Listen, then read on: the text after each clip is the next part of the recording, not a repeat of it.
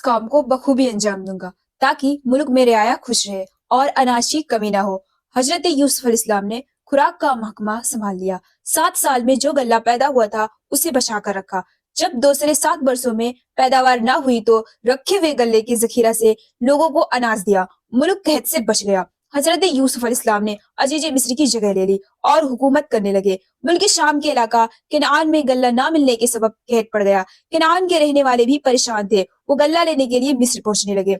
हजरत याकूब अलैहिस्सलाम के 11 बेटों में से 10 बेटे भी गल्ला लेने के लिए मिस्र पहुंचे और हजरत यूसुफ अलैहिस्सलाम से मुलाकात की और अपना तारुफ करवाया। बाप का नाम याकूब और जो भाई ना आ सका उसका नाम बिन्यामीन बताया। उनके कहने पर हजरत यूसुफ अलैहिस्सलाम समझ गए कि ये मेरे भाई हैं जिन्होंने मुझे कुएं में धकेल दिया था। यूसुफ अलैहिस्सलाम दिल ही दिल में अपने बाप और भाई बिन्यामीन को याद करने लगे।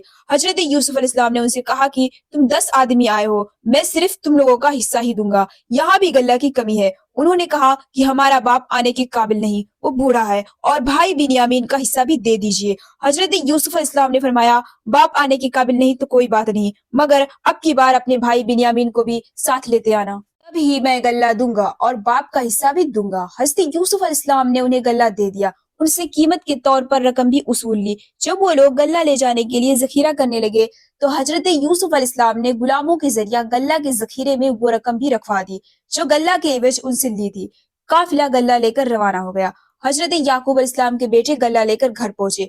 गल्ला हासिल करने के दौरान उन पर जो बीती थी बाप को सुना दी और इस बात से भी आगाह किया कि अजीज मिस्र के हुक्म के मुताबिक सबके हिस्से का गल्ला उसी शर्त पर मिलेगा जब हम भाई बिन्यामीन को भी अपने साथ ले जाएंगे। बाप ने कहा, तुम लोग यूसुफ को ले गए लेकिन वापस नहीं लाए। उसकी याद में अब तक आंसू बहा रहा हूँ। यूसुफ की जुदाई का जख्म मेरे सीने में है और अब तक सूखा नहीं है, और अब तुम कह रहे हो कि मैं अपने बेटे बिन्यामीन को भी तुम्हारे साथ कर दूं। ये मुझसे नहीं हो सकता। अब तुम पर भरोसा नहीं कर सकता। असल हिफाजत करने वाला अल्लाह ही है। हजरत याकूब अलैहिस्सलाम के बेटों ने लाए हुए गल्ला का जखीरा खोला तो उसमें वो रकम भी मिल गई जो गल्ला के एवज दी थी। रकम देखकर वो लोग बहुत खुश हुए। बाप से कहा कि ये बड़ी खुशी की बात है कि जो रकम खरीदारी में दी थी वो मिल गई। आप बिन्यामीन को भी हमारे साथ भेज दीजिए, हम गल्ला लेकर आएंगे, वरना हमें अनाज का एक दाना भी नहीं मिलेगा।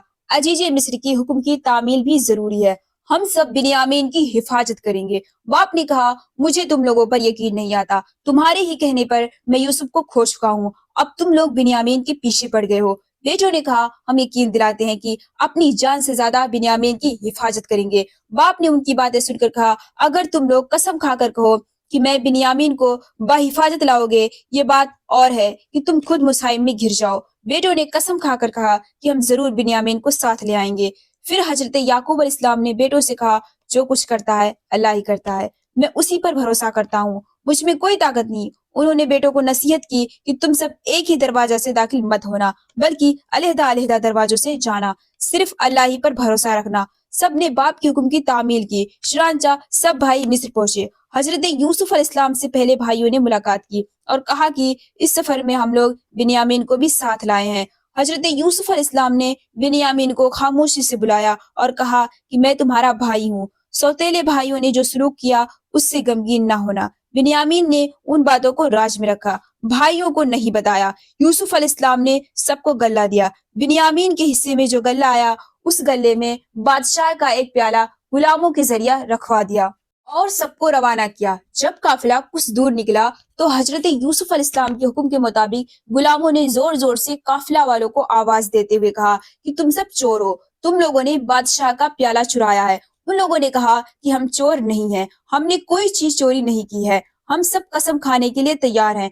अजीज मिस्र के आदमियों ने कहा, हम तलाशी लेंगे, जिसके सामान में प्याला रखा हुआ मिलेगा हम सजा के तौर पर उसे रोक लेंगे, हमारे यहाँ का ये दस्तूर है। सबने हामी भर ली और कहा, ऐसा ही करें, आप तलाशी लें।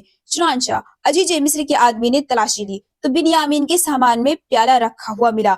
अजीज मिस्र के आदमियों ने कहा कि यही चोर है, हम इसे जाने नहीं देंगे, आप लोगों को जाने की इजाजत है।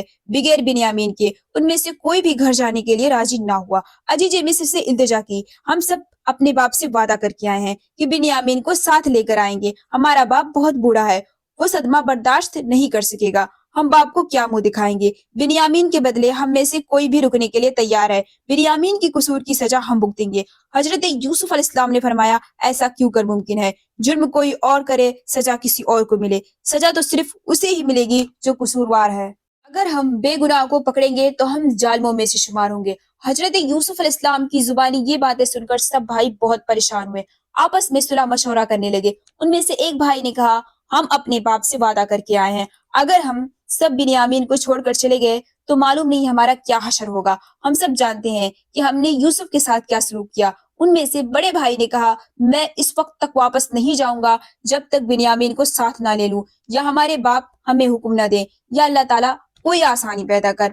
تم لوگ جاؤ اور باپ سے سارا معاشرہ بیان کرو اور کہو کہ ہمارا کوئی قصور نہیں ہے، بنیامین چور نکلا، غیب کا حال اللہ ہی جانتا ہے۔ یہ لوگ واپس لوٹے اور باپ سے چوری کا واقعہ بیان کیا اور بنیامین کو چور ٹھہرایا۔ ان کی باتیں سن کر باپ نے کہا کہ تم لوگ جو کچھ کہہ رہے ہو یہ بناوٹی بات معلوم ہوتی ہے، اللہ ہی بہتر جانتا ہے۔ میں صبر کر رہا ہوں، میں پہلے ہی یوسف کے غم میں مبتلا تھا، اب بنیامین کے غم نے تو مجھے اور بھی بے حال کر دیا ہے۔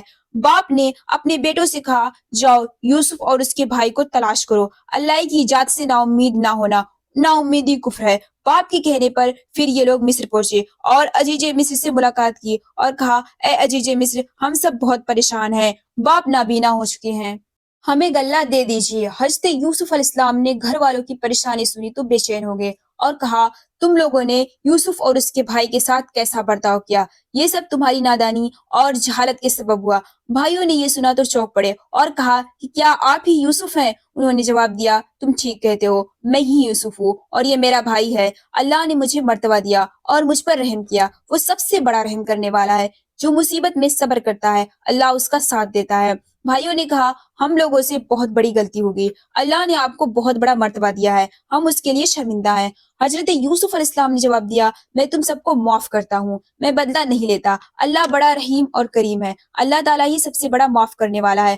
آپ نے فرمایا میرا جامہ لے جاؤ، باپ سے میرا سلام کہنا اور میرا جامہ باپ کی سر پر رکھ دینا، اللہ ان کی بینائی واپس لوٹا دے گا۔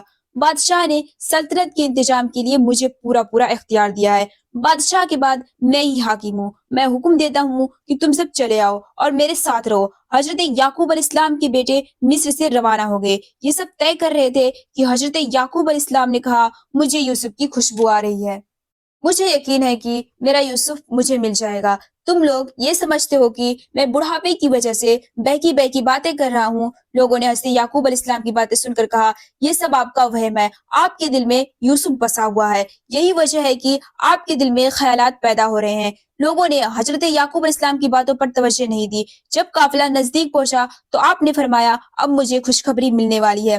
جب یعقوب علیہ السلام کے بیٹے گھر پہنچے تو یوسف علیہ السلام کا دیا ہوا جامہ باپ کے سر پر ڈالا تو آنکھیں روشن ہوگی۔ حضرت یعقوب علیہ السلام اپنی آنکھوں سے سب کو دیکھنے لگے۔ بیٹوں نے یوسف علیہ السلام کے بارے میں تمام باتیں باپ کو بتلا دی۔ باپ خوش ہوئے اور کہا کہ میں نہ کہتا تھا کہ یوسف مجھے مل جائے گا، اللہ نے ان باتوں کا علم مجھے دیا ہے جو تم نہیں جانتے۔ بیٹوں نے باپ سے کہا ابا جان ہمارے گناہ کو معاف کر دیجئے، ہم لوگوں سے خطا ہو گئی ہے۔